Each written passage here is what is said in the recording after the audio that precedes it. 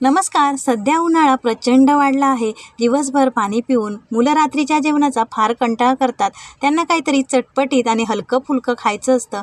म्हणून मी काल रात्रीच्या जेवणात पौष्टिक चटपटीत कैरीची चटणी आणि इडली बनवली. कैरीची चटणी बनवण्यासाठी एक तोतापुरी कैरी स्वच्छ धुवून त्याचे साल काढून बारीक तुकडे करून घेतले. नंतर एका मिक्सरच्या भांड्यात 1 वाटी ओलं खोबरं, हिरव्या मिरचीचे तुकडे, 4 ते 5 लसूण, कापून घेतलेले कैरीचे तुकडे आणि चटणीला छान हिरवा रंग यावा म्हणून भरपूर अशी कोथिंबीर घातली. चवीपुरते मीठ आणि पाणी घालून मिक्सरला फिरवून घेतले. झटपट चटपटीत कैरीची चटणी तयार.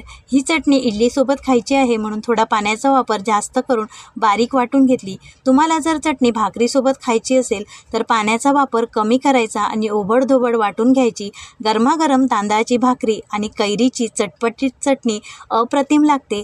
तुम्ही पण नक्की करून बघा. धन्यवाद.